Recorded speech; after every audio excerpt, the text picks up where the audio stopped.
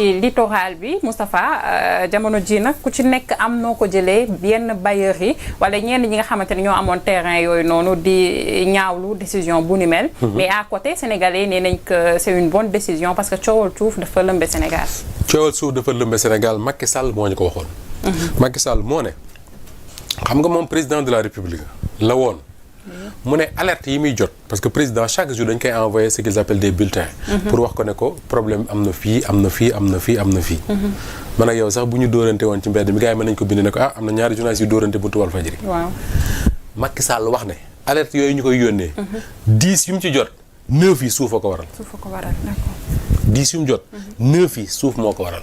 c'est-à-dire que heure bu ñu ne ko problème mën naa am bu dee fukk. juróom-ñeent yi problème suuf la. ça veut dire que ni suuf ci réew mi dafa poser un sérieux problème. muy ci dëkku taax yi mooy ci dëkku àll yi. parce que dëkku ñi ngi wax xam nga fi mu ne coow li tax mu bari mooy borom barke yi lañ nangu seen suuf. mais baykat yi gars yi ngi nangu seen suuf bis bu ne. dëgg la soit ñu ne utilité publique jox ko ay nit ñu koy bay à leur place. wala ñu fay tabax leneen ak leneen ak leneen ak leneen. mi ngi am. bu baax léegi boo ñëwee ci cas yi nga xam ne moo am fii ci Ndakaaru Salma. corniche bii nga xam ne dañoo wax ne bokk na ci corniche yi gën a rafet ci àdduna bi. mais réew yu ko am yépp mën naa la citeel Maroc mën naa la citeel Angola. nga xam ne man ci benn film laa gisee seen corniche. mais da nga gis ne ñoom dañ ko fay aménager ko defar ko mu rafet boo xam ne booy daw di ak oto romb ko da ngay gis géej gi. macha allah mais ñun Sénégal gii ñu bëgg a toog ay nit parce qu'ils ont de l'argent. wala parce qu'ils ont des relations parce que wax naa démb Ndeye Coumba Diop ne ko yow mii sax ni ñuy defal lii bu ñu la ko defaloon nga am kër. corniche mooy woo la ne la dañ lay jaayee terrain bi nangam ci mètre carré nangam toog tuuti ñu ne président déclassifié ne xaw ma terrain xaw ma nu ñu koy tuddee seen wax tappale yooyu. nga ñëw mètre carré boo jëndee woon 2000 francs nga jaayee ko 1 million wala 2 millions wala 3 parfois 10 millions pisino plus. mais loolu bu ñu ma ko defaloon man du ma nekk milliardaire. wala déet. léegi yow parce que tu as de l'argent. te sax man dama wax démb ma ne man bu fekkoon ne ñu ko am dañ c'est des gens qui ont travaillé dans le privé qui ont gagné de l'argent. ñu ne ñoom la ñu jaay suuf yooyu suñ ko tojee ma ne état bi leen ko jaay kat na leen indemniser. mais soo xoolee ñoo xam ne man ak yow a yam donc ay fonctionnaires lañ di fay weer. comment ils ont fait pour am ay kër ci géej gi. démb si laa def invité de la rédaction mais waa ji dama ko poser question mu tuddal ma ci ay tour yoo xam ne. oui. tour yoo xam ne man dama naan mais c'est pas possible ñi seddoo nañ dëkk bi. déjà ñooñu rek boo xoolee ne ñoom am nañ kër foofu li nga waroon njëkk a def mooy jàpp leen téye leen. mooy yoon. parce que la question principale que tu dois te poser mooy comment ils ont fait. bien sûr comment ils ont fait. moo tax ma ne Bassirou Diomaye Faye a raison de dire on arrête ça. suñu ko arrêté ba gëstu ko ba xam ko état bi mën na jël décision yu am solo. parce que démb rek maa ngi koy liiraat ci guddi parce que dañ ma ko wax démb mais ci guddi gi ma liiraat ko ma ne mën nañ jël décision yu am solo par exemple Maroc nee nañ Maroc seen corniche dañu jékki-jékki raser fa 400 habitations. 400 nga raser. tey jii Sénégal mën nañoo toog ñu ne léegi ñun dañuy d'accord. corniche bi ñu ne diggante bërëb sàngam ba bërëb sàngam kenn du fa tabax. muy kër muy hôtel muy leneen kenn du fa tabax. ñu ne lañ fa tabax yépp on rase. suñ ko bëggee aménager ñu aménager ko neneen. nga am ci accès man ma am ci accès. état bi su ko neexee mu ne comme def nañ noonu corniche ba pare ñu ne y a le littoral. mooy bi ñu wax corniche ba ñu ne ci Guédiawaye ak feneen. état bi mën na ne diggante géej gi ak nangam ci kilomètre kenn du fa tabax ak kër. am na ci droit. te mën na ko ñu ne à partir de cet instant là dañuy xool nu ñu ko aménager pour que géej gi ñu mën a protéger l'avancée de la mer ba du dal ci kaw kër yi fa nekk.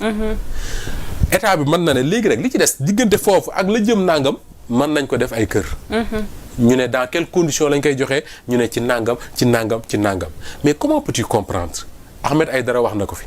ñu toog rek ñu ne le maire de Guédiawaye yéen kat seen conseil municipal jox nañ leen 30 kër. 30 kër comme ça. séddoo leen koo koy jox.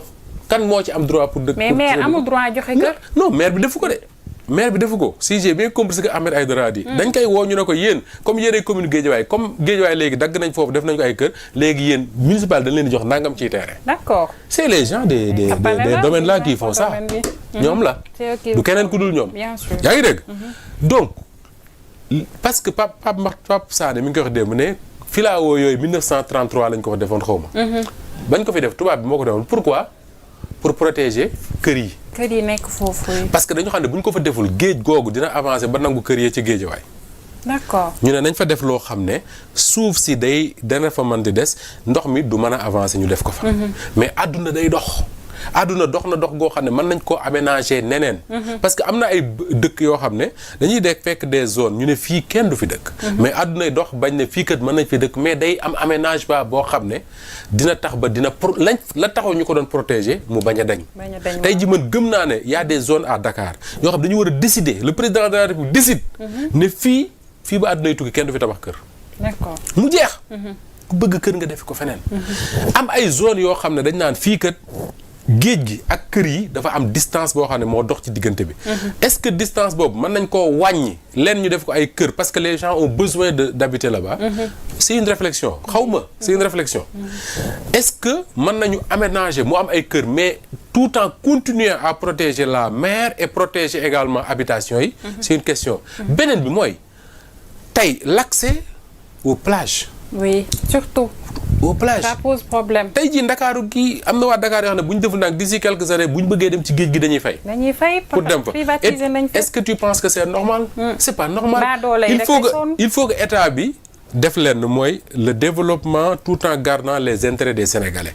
aménager littoral bi aménagement boo xam ne Sénégalais bu nekk ci ñun. doo wax mukk ne man kat fa ma daan sangu jee dañ faa def ay kër amatuma droit dem fa. non il faut qu'on garde ça. moo tax démb ma doon wax ne man l'aspect sauvage de la corniche da ngay toog foofu nga ne ça manque maintenant. parce que léegi fépp ñu ngi koy tabax. di ko aménager et pourtant on avait besoin de garder ça. donc lu ci mënti am. man je pense que c'est une bonne décision. bu état bi jël ne nañ taxaw xool. te taxaw xool boobu da nga koy confier ay experts.